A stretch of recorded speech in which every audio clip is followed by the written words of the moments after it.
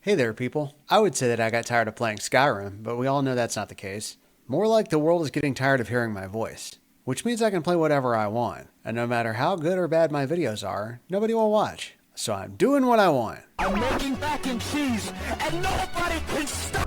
Remember, I track my games in Groovy.com, and as long as the books I've read exceeds the games that I've played, I can still consider myself an intellectual. You might ask how I have so many games laying around. Well, I'm a serial deals hound. If I see something on Steam for 90% off, strong chance I'll buy it if it looks good, and Steam has a large number of decent free games. Also, Epic Games has a weekly free game. Free membership, free game. Over the period of years, you can accumulate hundreds of free games this way. Third way, Amazon Prime. My wife has a, might I say, serial buying and mostly returning habit.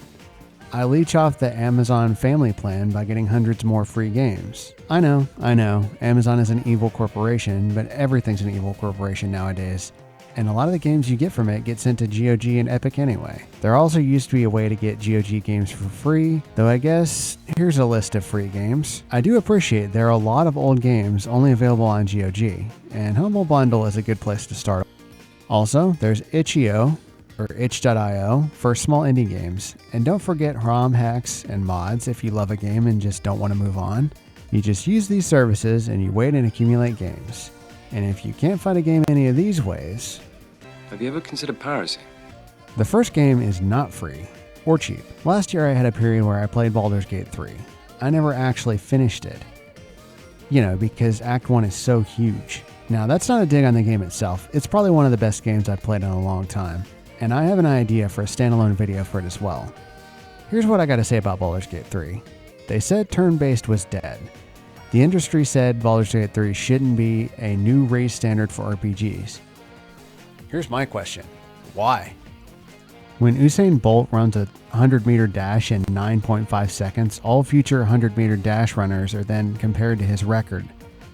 Baldur's Gate 3, though it is not actually connected to the stories of the decades-old Baldur's Gate 1 and 2, which a lot of people had issue with for some reason, is a phenomenal game. It's built on the 5th edition D&D system. It rewards planning, methodical combat. It has a gigantic amount of both secrets to discover and engaging things to do in its limited area. And your decisions matter. You know Minthara, the Drow Paladin NPC in Act 1? I killed her! Without any idea she was recruitable.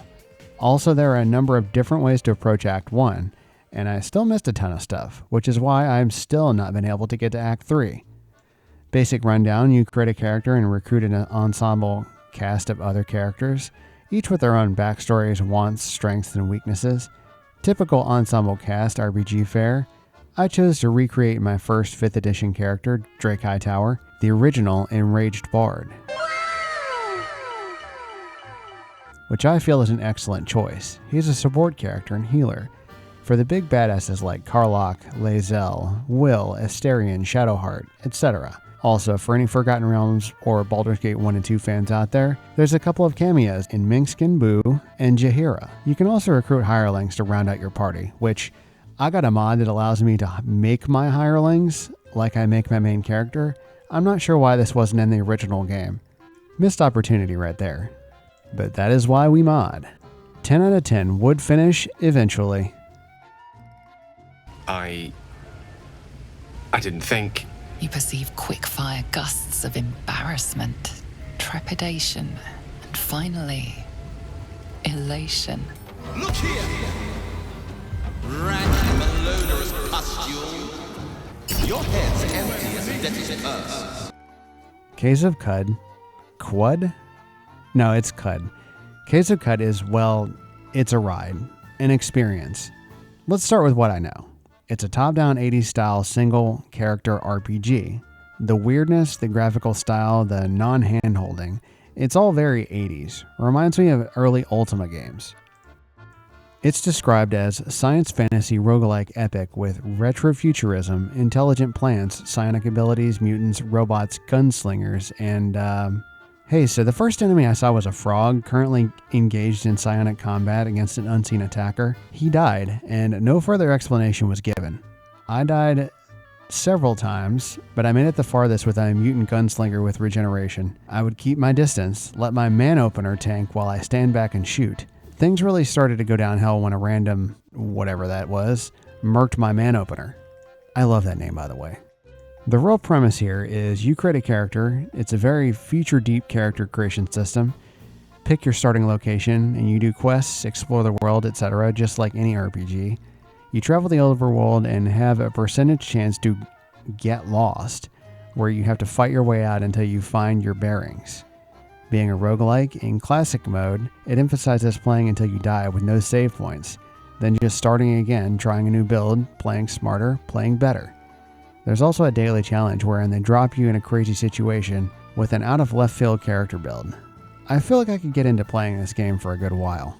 But as a roguelike, I feel like I would play it until I got bored of it. The Gothic 1 Remake. I only recently heard that there was a remake of the legendary Gothic 1 by Piranha Bytes from 2001. The Gothic games are pretty obscure, being a German game series. I hadn't heard of it until a few years after 2001, and funny story, it was the same high school friends that told me about Gothic that also told me about the remake. Anyway, this is more of like a tech demo that's unrelated to the story of the game. The first thing you'll notice if you're an old man who played the original game is you're not playing the same guy from the whole Gothic series. It does have at least one familiar face I remember, Diego, the badass hunter you meet at the beginning of Gothic, and one of the few friendly faces early on. I'll tell you one thing that I remembered about Gothic. You start out weak as a kitten, and even the lowest of the low guy will wax your ass if you try and fight him. You have to spend time killing meat bugs and small dog beasts and such, your character getting training on how to use a sword properly, how to sneak, etc. One thing I remember fondly from Gothic was when you get trained, your stats don't just go up. Your character actually gets a real lesson and changes how he acts when he does things. For example, when you're learning to sneak from Cavalorn in the old camp in the original Gothic, he tells you to bend your knees so you can see the floor better and control your body to make less noise. It'll make you more silent, but if somebody is looking for you, you'll look pretty goofy and obvious and get caught. First of all, I think my barely adult mind had some kind of epiphany. So that's why people sneak around like that, is what I was saying. Learning actual life skills from video games. And also, now your character will do just that when you sneak, giving you the ability to sneak. This same design philosophy can be seen in the dude you spar with at the bottom of the hill in the Gothic remake, who instructs you on how you should properly be holding your one-handed sword in one hand, so you can remain more agile. Before this, your guy will be swinging the sword in two hands, and now he'll use one hand. Brilliant. That was kind of a tangent. I do remember that combat was very annoying in the first Gothic until you get used to it, then it only mildly sucks. In fact, the point at which it stopped sucking was when I became a mage and circumvented it entirely. Classic Gothic used to kind of press the action button and a direction to determine the direction of your swing. Similar to Arena and Daggerfall, except they used click and drag instead of press and directional arrow. Early games in general were much more experimental, trying pretty strange stuff.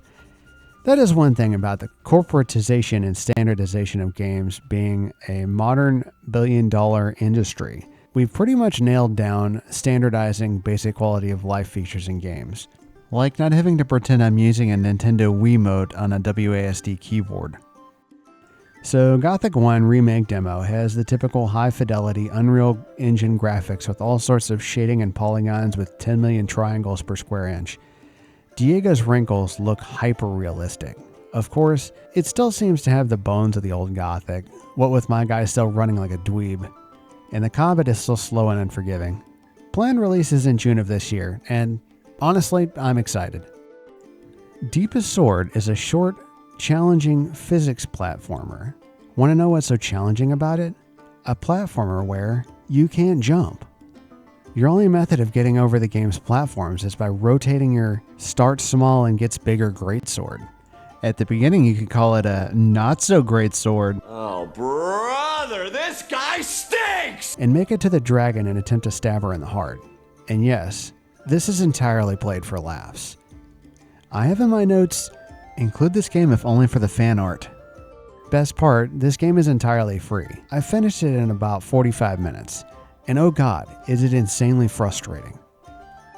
Try it out if you want. Next, Perfect Vermin, because it's fucking weird. Scene. You're in an office building. Elevator doors open and you come to the first door. The game instructs you to press the left mouse button to interact. And when you interact, your character pulls out a sledgehammer and busts the wooden door to pieces. I went on to pulverize every piece of furniture on this floor after being given no direction or purpose in life in this completely uninhabited office. Once in a while, a stray object will be placed strangely. An office chair sitting in the middle of the floor, an extra toilet, a piece of furniture in the bathroom that doesn't make any sense. The item will then explode in a shower of blood and parts. And the number at the corner of the screen that you didn't notice, or you didn't know what it did, will count down every time you find one of them.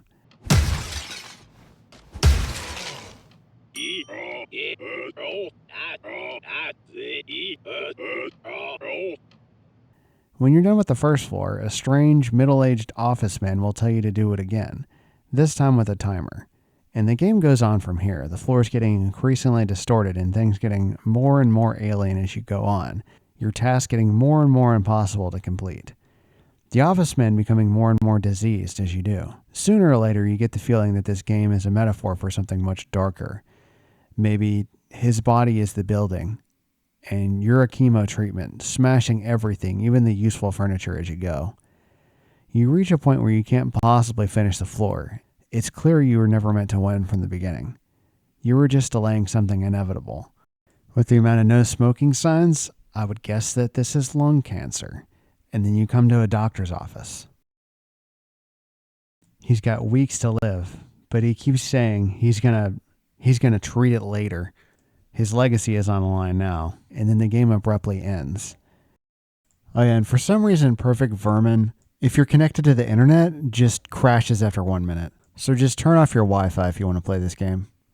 Flyknight. Flyknight is a charming little PS1 style polygonal Kingsfield-like about flies, fighting wasps, beetles, and other bugs. Sometimes they're knights, sometimes they're samurais.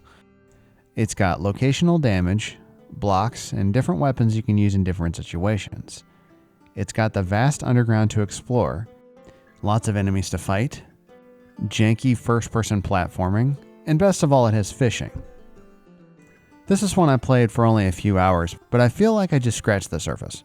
Really, how do people like Iron Pineapple play like 8 entire 100-hour games for each of their videos? I mean, if I was getting paid a normal wage for this, maybe I'd treat it more like a job and just do that stuff. Also, I swear to God, before I make another one of these, I'm going to play Kingsfield. Probably Kingsfield 4 from the internet suggestions. I've been meaning to play this for a little while. Erenshor is an MMORPG, except that all players are simulated. So, an RPG? But with all the trappings of an MMO.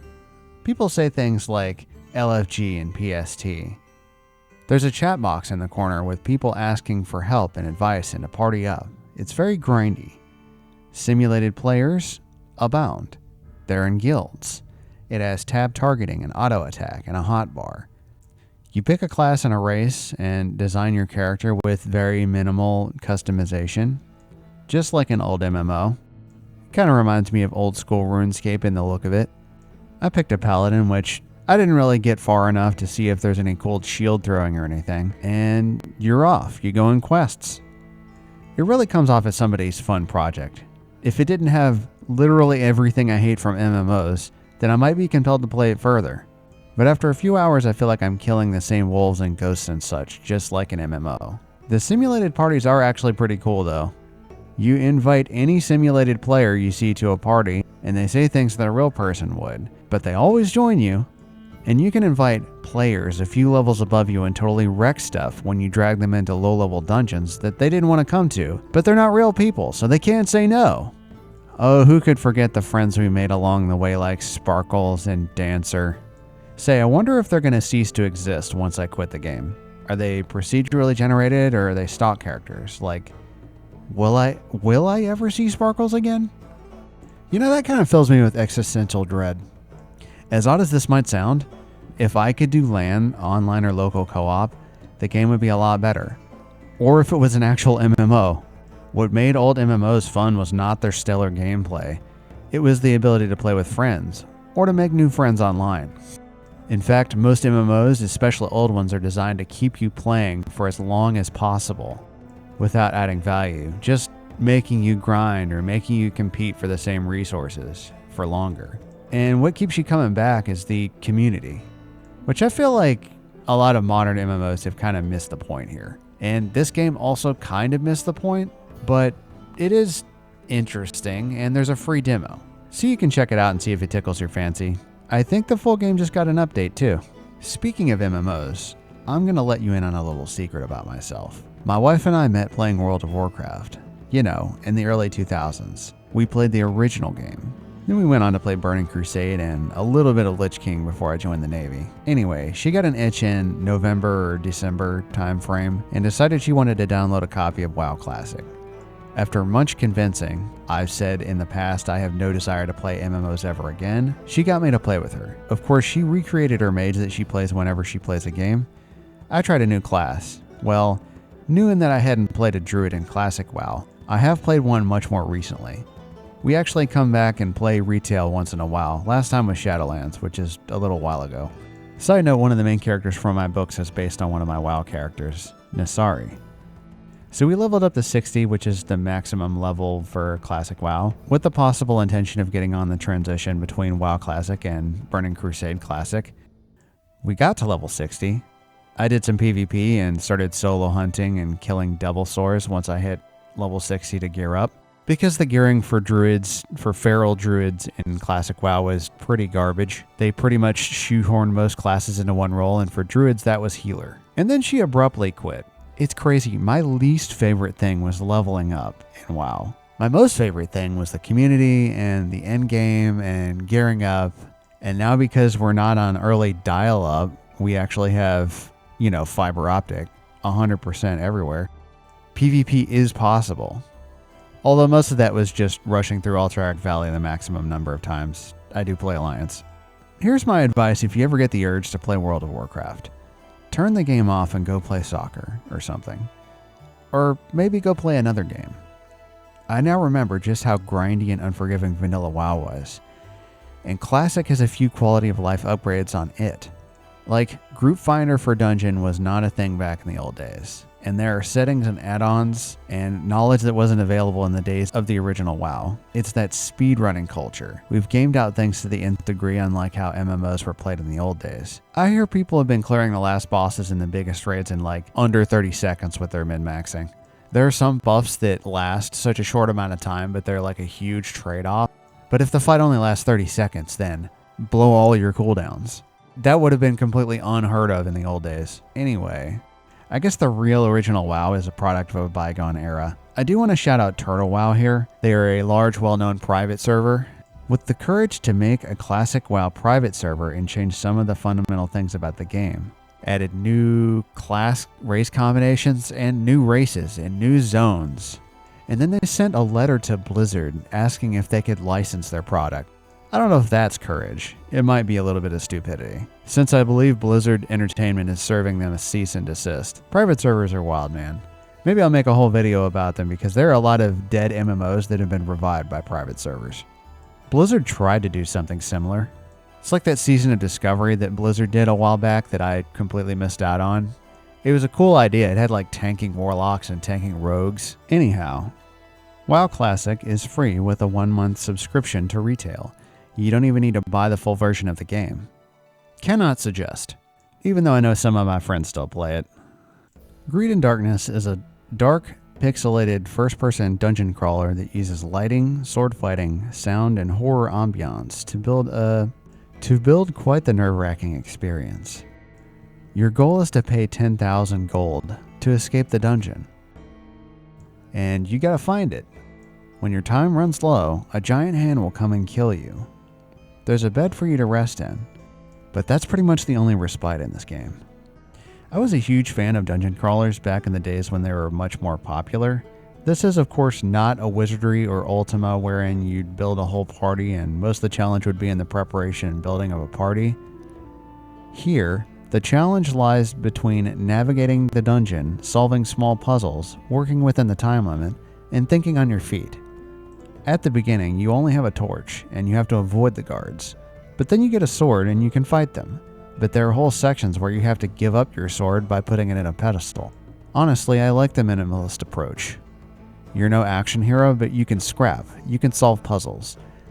I get the sense you're basically a regular guy who's been pushed to their limits and forced into this dungeon either as a punishment or to make money in a cruel medieval Squid Game.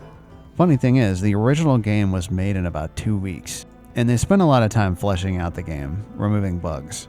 It is a small team, and it's got that indie charm. It really deserves your attention. At the moment, it's only got a free demo, but it says it's coming soon. You know, classic me adding to my backlog and also playing the things I'm adding to my backlog, therefore not making any progress. Last one is kind of an oddball. I don't really know how I can say that after Perfect Vermin and Greed and Darkness. Anyway, see, February 21st, 2026 was Zelda's 40th anniversary. And I don't think Nintendo actually did anything. I might make a standalone video about all the fan projects. I spent February 21st playing a remake of the original Legend of Zelda, and the next couple days. It's called Jeb's Legend of Zelda. It's kind of like if you took the original game, added new sound effects and music, lots of references to other Zelda games, remixed all the dungeons and the landscape and added a few things like the hook shot, Pegasus boots, power bracelet, and bottles to catch fairies in. It also has lots of extra bosses and challenges. It kind of plays like a third quest to the original. It's got the same bones of discovery as The Legend of Zelda, but without the 40 years of hindsight to know where anything is. Check it out before Nintendo nukes it from orbit with a cease and desist, since it is in no way licensed or official. Oh yeah, and there are a lot of references to other games. Oh, and that includes Zelda 2, by the way. So if like lore friendliness bothers you, you can not play it, but it's still a really fun game. Also, here's your warning. It's very difficult. Here's an Easter egg. You can kill Paul's voice with the flute, like Japanese kids could with the microphone on the Famicom, but also with arrows. And I'm going to take you back a little bit again. Did you know that The Legend of Zelda was the first video game that I played? I don't know if that's entirely accurate. I might have played Super Mario Bros. 1 first, but my uncle had an NES before anybody I knew had one. He also had Zelda 2, which there's a remake for that out also that I'm planning on playing. So that's really one reason that the Zelda series has stayed with me. It was my first adventure game. I wouldn't really call it an RPG, especially now that I know the terminology, but it's definitely RPG adjacent. Check it out before it's gone. It's entirely free. A fan project.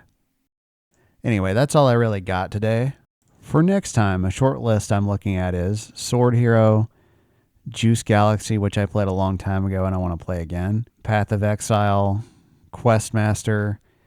I do try to do something popular, something new, something old, a full conversion mod, or fan project. Since this is starting to be a tradition that I'm adding to now, I guess I'm going to ramble a little bit about the other things I've been doing. I recently read the entire Witcher series in the past couple months, which is why in my Skyrim story series, you're probably going to see the ultimate crossover, including Link and Geralt and Ciri, and Baldur's Gate 3 characters.